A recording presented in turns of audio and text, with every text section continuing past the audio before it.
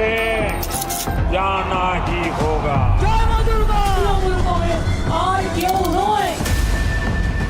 TMC का दिया बुझने से पहले थोड़ा फड़फड़ा रहा है।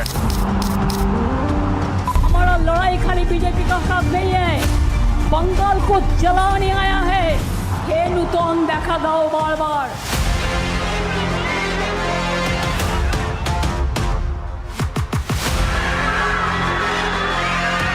जाने वाली है और भाजपा आने वाली है। আসামে বিজেপির সেঞ্চুরি, বাংলায় বিজেপির ডাবল সেঞ্চুরি।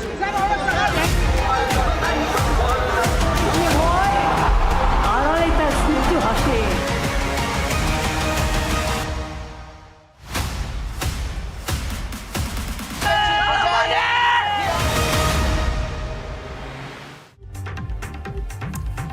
तो वक्त माइक ऑन है का है, लेकिन आज बताएं कि हमारी रोलिंग कवरेज इस एग्जिट पोल पर जारी है। एनडीटीवी पर आप एग्जिट पोल देख रहे हैं, मैं कहूं महा एग्जिट पोल देख रहे हैं मीनाक्षी, क्योंकि हम हर राज्य का एग्जिट पोल ही नहीं दिखा रहे हैं बल्कि अलग अलग पोल ऑफ पोल्स भी दिखा रहे हैं। और सबसे बड़ी खबर, पश्चिम बंगाल में पोल ऑफ पोल्स के नतीजे क्या है वो सबसे पहले अपने दर्शकों को बता देते हैं कि टीएमसी को 146 सीटें मिल रही है पोल ऑफ पोल्स में और बीजेपी को 140 सीट। बिल्कुल, और यही देखिए जो चौंकाने वाले नंबर है वो भी आपको बताएंगे। यहाँ पर देखिए अन्य को 5 सीट। तो पश्चिम बंगाल में जो बार बार ये बात थी कि बीजेपी और टीएमसी के बीच कांटे की टक्कर है, तो बीजेपी 100 से ऊपर कई पोल्स में रिफ्लेक्ट इस वक्त हो रही है।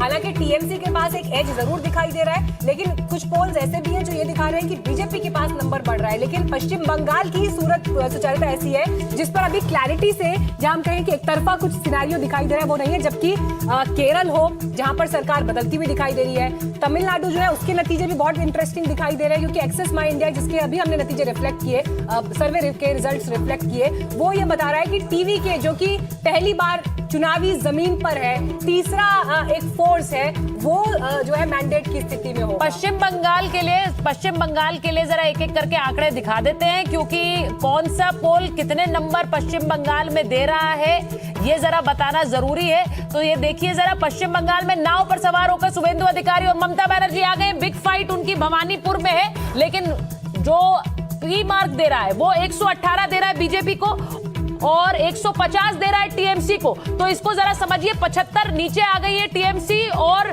38 का गेन है बीजेपी के लिए। ये इस वक्त पी मार्क के नंबर है जो आपके स्क्रीन पर है। पश्चिम बंगाल के लिए बीजेपी की सरकार नहीं बन रही है, लेकिन नंबर उसके बड़े हैं। ये पी मार्क के नंबर से पश्चिम बंगाल में। और देखिए हमारे ऊपर आप ये हावड़ा ब्रिज बड़ा ब्यूटीफुली डेकोरेटेड इस वक्त देख रहे हैं, जिसमें ट्रैफिक भी चल रहा है, तो जिंदगी अपनी रफ्तार से चल रही है। लेकिन मेट्रियाज का आप नंबर देख लीजिए, जहां पर बीजेपी को 125 से लेकर 125 मिल रहा है, 40 की बढ़त है। 40 की बढ़त है, बिल्कुल।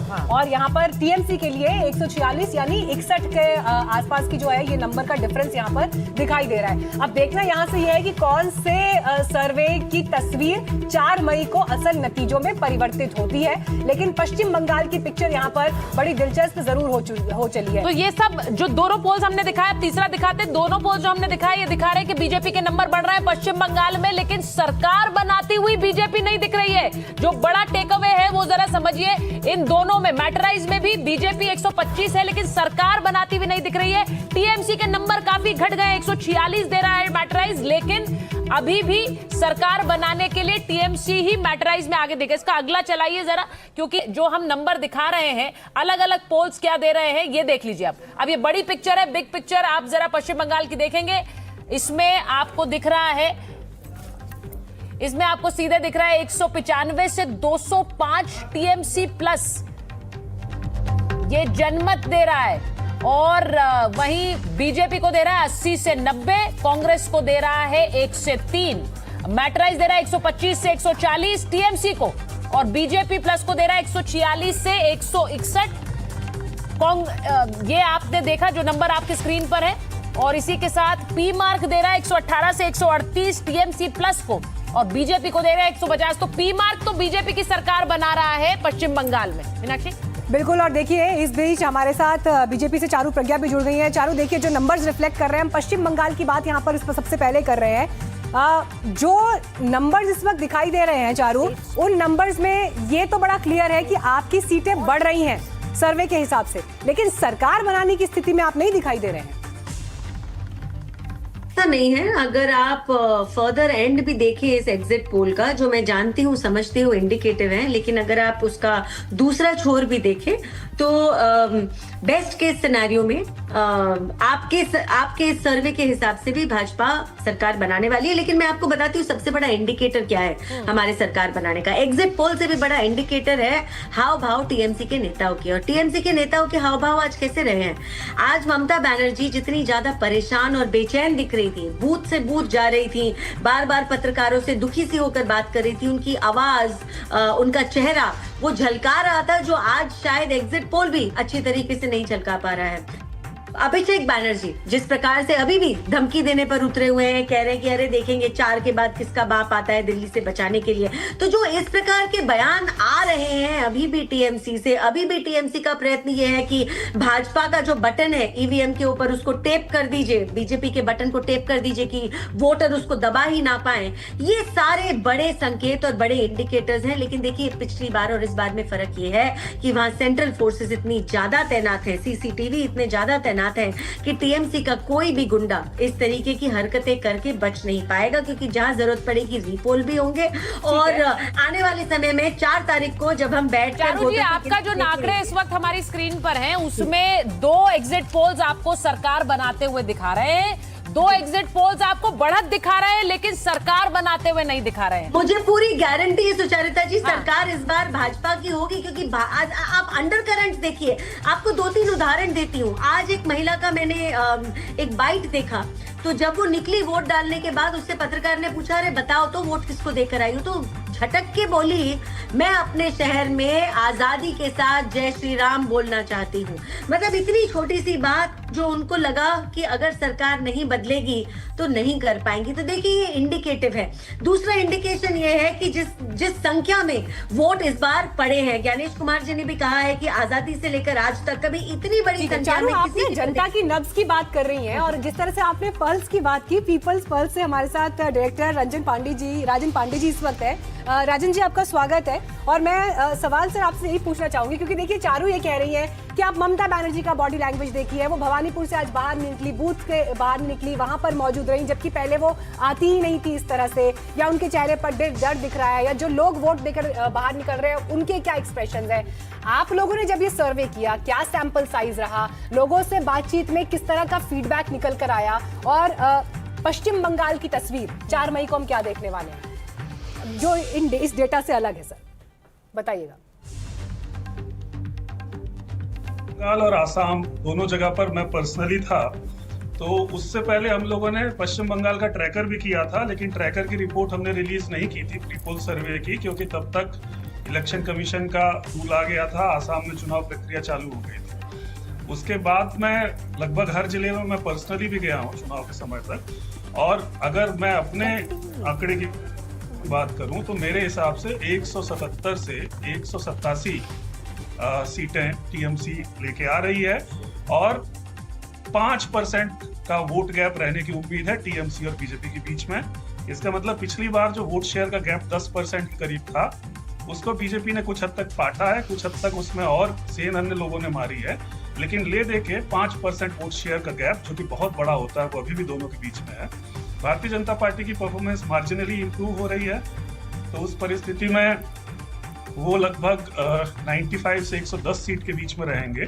एक संभावना ये भी है कि वो ट्रिपल डिजिट ना टच कर पाए। इसके अलावा कांग्रेस इस बार अपना खाता खोल रही है, लेफ्ट की खाता खोलने की या कांग्रेस खाता खोलने की उम्मीद कम है। हमारे साथ तो राजनीतिक दलों के नेता भी जुड़े हुए हैं। सर जैसा आपने बताया, हमने पश्चिम बंगाल की ट्रैम चलवा दी है, उस ट्रैम में सवार हो गए हैं ममता दीदी के कार्यकर्ता भी, बीजेपी के कार्यकर्ता भी, लेकिन ऐसा लग रहा है अभी 2 अलग अलग ट्रैम्स चल रही है। कौन सी पहले गंतव्य तक पहुंचेगी 4 मई को पता चलेगा। तो पश्चिम बंगाल में 2 पोल्स दे रहे हैं सरकार बनाने के आंकड़े बीजेपी को, 2 बता रहे हैं बढ़त है, लेकिन सरकार नहीं बन रही है। अब एक बार जरा असम के भी नंबर दिखा देते हैं, उसके बाद इस चर्चा को आगे जारी रखेंगे।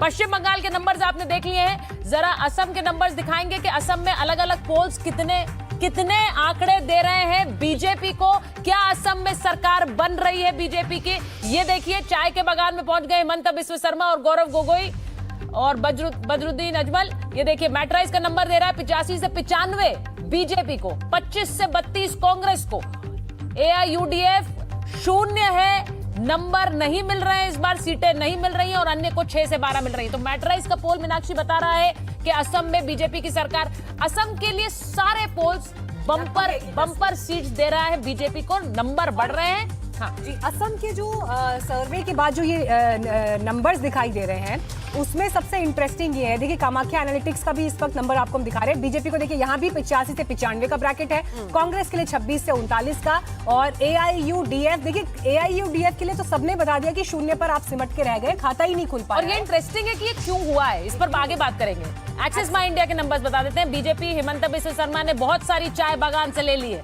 तो 88 से 100 सीटें आ रही हैं, 24 से 36 आ रही हैं कांग्रेस के लिए एक्सिस माई इंडिया में, और AIUDF को चाय का प्याला खाली। अपने दर्शकों को सुचरिता एक बात मैं जरूर यहाँ पर बताना चाहूंगी, क्योंकि जो एक्सपर्ट्स भी हमारे साथ बैठे हैं, बीजेपी के लिए असम से खुशखबरी इसलिए भी निकल कर आती है कि अगर 4 मई को यही नतीजे आते हैं, क्योंकि यहाँ पर अपने बूते आप बहुमत हासिल करते हुए दिखाई दे रहे हैं। जो पिछली बार जो 60 सीटें हासिल की थी, उससे नंबर आगे है। पीपल्स इनसाइट दे रहा है 88 से 96 बीजेपी, 30 से 34 कांग्रेस, AIUDF 0 और अन्य के लिए 2 से 4। तो 88 से 96 बीजेपी के लिए असम में ये बम्पर जीत है।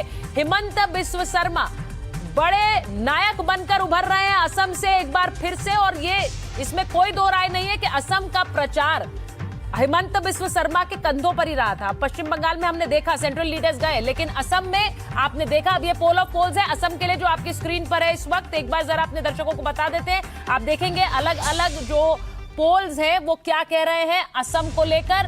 बीजेपी प्लस 88 से 100 एक्सिस माई इंडिया, कांग्रेस 24 से 36, ये असम के लिए एक्सिस माई इंडिया दे रहा है। वहीं जनमत क्या दे रहा है 88 से 98 बीजेपी प्लस। इसमें कोई दो राय नहीं है मीनाक्षी, बड़ा क्लियर है। सारे पोल्स असम में हिमंता बिस्व शर्मा को फिर से मुख्यमंत्री बना रहे हैं। जय जी से एक रिएक्शन ले लेते हैं। जय जी बताइए जरा, आपको क्या लग रहा है, हिमंता बिस्व शर्मा कंसोलिडेट कर रहे हैं अपनी पोजीशन, किन मुद्दों पर असम में वो वापस आते हुए दिख रहे हैं? देखिए वो कंसोलिडेट कर रहे हैं और मॉडल बिल्कुल योगी जी जैसा ही है, which is welfare plus Hindutva. Welfare में भी असम की सरकार कम नहीं है, हिंदुत्व का पूरा झोंक है उसमें, and plus he is a master strategist.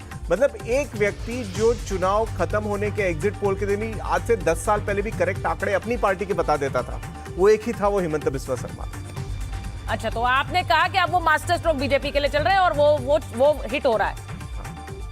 Manogya Loiwal जुड़ गई हैं हमारे साथ सीधे पश्चिम बंगाल में। वो पूरे चुनाव की नब्ज एक तरह से पकड़कर हमारे दर्शकों तक पहुंचाती रही हैं। मनोज्ञा, जो एग्जिट पोल्स आ रहे हैं, मैं कहूंगी पश्चिम बंगाल को लेकर अभी जो कहते हैं ना फ्रैक्चर्ड मैंडेट एग्जिट पोल्स में भी आ रहा है। कोई सरकार बनाता दिख रहा है बीजेपी के लिए और कोई दिखा रहा है नंबर बढ़ेंगे लेकिन सरकार नहीं बन रही। देखिए बांग्ला में कहावत है, देख भी जोल भी लुचिर मतन फूल भी, यानी कि नंबर को देखो, थोड़ा सा जलो और फिर पूड़ी कचौड़ी की तरह फूल कर बैठ जाओ। तो अब कौन फूल रहा है, कितना फूल रहा है, कौन से फूल का व्यक्ति फूल रहा है, ये बड़ा मजेदार है। और मैं ये आपको बड़े दिल से बता रही हूँ कि आप आंकड़ों की बात कर लीजिए। 3 बातें जो सीधी सपाट है, जिसे मैं एम फैक्टर ऑफ मनोज्ञा कहती हूँ, कि पहला, अभी भी मैं उसी बात पे टिकी हूँ, महिला वोटर, इसमें अगर डेंट लगा है तो तृणमूल कांग्रेस को नुकसान है, सीधा फायदा भारतीय जनता पार्टी को है। दूसरा, माइनॉरिटी, ये आज भी एक मुश्त तृणमूल कांग्रेस के साथ नजर आ रहा है, लेकिन पॉकेट्स में इसमें असर दिखाई दे रहा है। जैसे दक्षिण 24 परगना में ISF ने ले लिया, या फिर मालदा मुर्शिदाबाद में कांग्रेस ने बढ़त हासिल कर ली, या फिर कुछ एक सीटों पे उत्तर 24 परगना में वाम मोर्चा ने अपना वोटिंग परसेंटेज बढ़ा लिया। तीसरा आता है मेजॉरिटी। इससे पहले 70% बंगाल के हिंदू कभी भी इससे ज्यादा एक सुर और एक स्वर में बोलते नजर नहीं आए हैं। पिछले 2 से ज्यादा दशक में मैंने इतना ज्यादा पोलराइजेशन आज तक नहीं देखा है, जहां पर मुसलमान इलाकों में या फिर मुस्लिम समुदाय के इलाकों में या फिर ग्रामीण इलाकों में ये ध्वज दिखने लगे, जो केसरिया ध्वज लगते हैं घर पर, वो आपको इतने दिखे। 2 करोड़ से ज्यादा जमीनी स्तर पर बांटे गए हैं, ये बताया गया है। पर जब बात 2 बड़े फैक्टर की होती है, वो है एक मोदी फैक्टर और एक ममता फैक्टर। हवा चल रही है, देखिए हवा किधर जा रही है ये बताना बड़ा मुश्किल ही नहीं है। आपने लेकिन आप मनोज्ञा लोग का फैक्टर इंतजार की करना बात की, हमारे लिए मैं स्टूडियो से मीनाक्षी फैक्टर की बात कर रही हूँ आपसे, और मीनाक्षी फैक्टर होते हुए मैं आपसे ये पूछना चाह रही हूँ कितना रियलिस्टिक है ये नंबर? इसीलिए भाई हमारे लिए तो एनडीटीवी में सबसे बड़ा एम फैक्टर मनोज्ञा ही रही है पश्चिम बंगाल से, वही बताती रही है सारा फीडबैक। तो मनोज्ञा अच्छा, मछली फैक्टर भी है इनसे भाई। देखिए तो इसमें जो 50-50 है ना, मनोज्ञा कितना रियलिस्टिक है ये, कितना रियलिस्टिक लग रहा है लोगों को ये सर्वे? मुझे ये भी बताइए, अमूमन जब भी नंबर्स आते हैं तो ये पूछा जाता है कि कहाँ लड्डू बन रहे हैं, कहाँ लड्डू खिलाए जा रहे हैं, तो ये बताइए जरा टीएमसी खेमे में क्या हो रहा है, बीजेपी खेमे में क्या हो रहा है? अभी लड्डू बन भी रहे हैं। देखिए दोनों खेमे में खुशी का माहौल है, दोनों को लग रहा है हम जीत रहे हैं। और उससे बड़ी बात अगर मैं आपको बताऊं, आज अगर किसी एक व्यक्ति को ये ट्रॉफी देनी होगी मुझे, तो मैं आज की ट्रॉफी सिर्फ और सिर्फ चुनाव आयोग को दूंगी, मुख्य निर्वाचन अधिकारी मनोज अग्रवाल और उनके साथ स्पेशल ऑब्जर्वर पुलिस हिमांशु लाल। जहां लाठीचार्ज हुआ, जहां पर एक्शन हुआ, और पश्चिम बंगाल के इतिहास में मात्र 100 इंसिडेंट के साथ इतिहास में पहली बार 2 फेज में ये चुनाव किया गया है। तो सबसे बड़ा सल्यूट और विनर अगर मेरी नजर में कोई है तो आज की तारीख में पश्चिम बंगाल में निर्वाचन अधिकारी हैं मनोज अग्रवाल और उनकी ये पूरी टीम जो जमीन पर काम कर रही है। और वो भी मनोज है, मैंने इतने चुनाव देखे हैं जिस तरह की मारपीट होती है। सुनिए, देखिए एक चीज है, एक बार शुभांकर भट्टाचार्य जी के पास चले जाते हैं, वो टीएमसी के नेता है, जुड़ रहे हैं। शुभांकर जी हमारे जो सहयोगी हैं मनोरंजन भारती, उन्होंने हमें थोड़ी देर पहले दिखाया कि बंगाल में अलग अलग पार्टी के लिए संदेश बन गए हैं, तो जो जीतेगा उस वहां की खेप वहां पहुंच जाएगी। तो आप जरा बताइए, मतलब उसी तरह का एक एग्जिट पोल भी आ रहा है, टीएमसी बना रही सरकार, नहीं बना रही है, पता नहीं चल रहा है। देखिए मजे की बात यह कि बंगाल के लिए जो संदेश जो है वो एक मिठाई का नाम भी है, और संदेश जो है मैसेज को भी संदेश कहते हैं। तो जहां तक भाजपा की बात है, मेरे ख्याल से भाजपा के लिए जो लोग बना रहे वो शायद जो संदेश है वो डायरेक्टली ज्ञानेश कुमार के ऑफिस से आ रहा है, तो इसलिए वो अभी बढ़ जा रहा है। खैर मैं बता दूं, संदेश को बहुत संभाल के रखा जाता है, नहीं तो खराब भी बहुत जल्दी हो जाता है। तो अब ये है कि इसको संभाल के रखा जाए, नहीं तो ये बहुत जल्दी खराब हो जाएगा। 4 तारीख तक आते आते सड़ ना जाए ये संदेश, तो उसको उनको बहुत बचा के रखना चाहिए। और रही बात जहां तक कि टीएमसी के इस पर से, मैं बार बार कह रहा हूँ कि जो लोग इस पर से कुछ के संदेश संभाल कर भी रखे, लेकिन माधवन नारायण जी आपसे मैं चाहूंगी इस पर एक रिएक्शन। आप देखिए तस्वीर जो है वो क्लियर तो नहीं निकल कर आ रही है पश्चिम बंगाल के लिए, लेकिन आपको फिर भी कौन से वो फैक्टर्स अभी इन नंबर्स में दिखाई दे रहे हैं जो 4 मई के नतीजे डिसाइड करेंगे? कांटे का टक्कर है, क्योंकि कोई एग्जिट पोल सारे असम की तरह नहीं है, एक मत में नहीं है।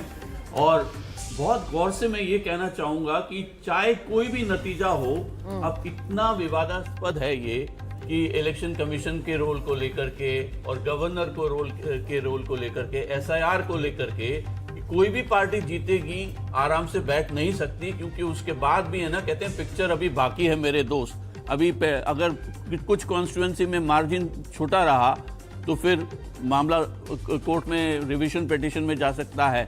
और चाहे अगर टीएमसी जीत भी गया और छोटे मार्जिन से, तो भाजपा की जो केंद्र सरकार है अपना खेल जो आम आदमी पार्टी के साथ जो किया है वो इनके साथ भी कर सकती है। ये ऐसी बातचीत मैं सुन रहा हूँ। अच्छा, तो इसका मतलब है कि ये इतना बराबर का मुकाबला है। टीएमसी 177 से 187, यानी यहाँ भी टीएमसी सरकार बनाती हुई दिख रही है। अब अगर ये नतीजों में तब्दील हो गए, मैट्राइज हम दिखा चुके, 146 से 161 है बीजेपी और टीएमसी 125 से 140।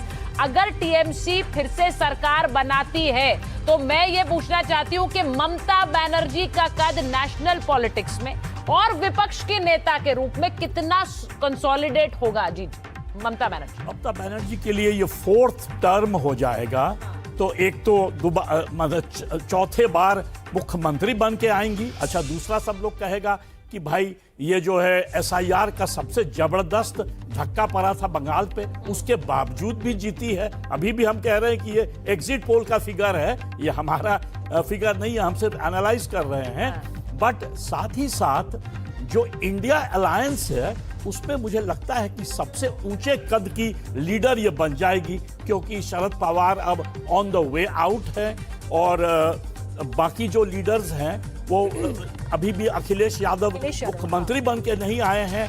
कांग्रेस का कद जो है वो कोई खास नहीं बढ़ा है आगे। लेकिन अखिलेश यादव भी ममता बनर्जी को हमेशा एंडोर्स करते हैं, वो हमेशा उन्हें बहुत बड़े कद की नेत्री बताते हैं और वो उन्हें हमेशा एक क्या कहना चाहिए कि एक प्लेटफॉर्म, एक पेडिस्टल देते हैं। तो इसका सीधा मतलब है ममता बनर्जी कह चुकी है मैं अगर चुनाव जीत गई, मुझे कुर्सी नहीं चाहिए, मैं दिल्ली जाऊंगी और इस सरकार को खदेड़ूंगी। नहीं, मतलब रहेंगी तो मुख्यमंत्री, पर उनका दिल्ली का रोल बढ़ जाएगा। हो सकता है कुछ डेलीगेट कर दें, कुछ अपने भाइपों को दे दें, कुछ हो सकता है कि सायोनी जी को दे दें, कुछ दूसरे लीडरों को दे दें, बट उनका रोल जरूर इंडिया अलायंस में बढ़ जाएगा यदि जीती तो। अभी भी हम क्लियर नहीं है, मैट्रिक्स जो है उल्टा दे रहा है अभी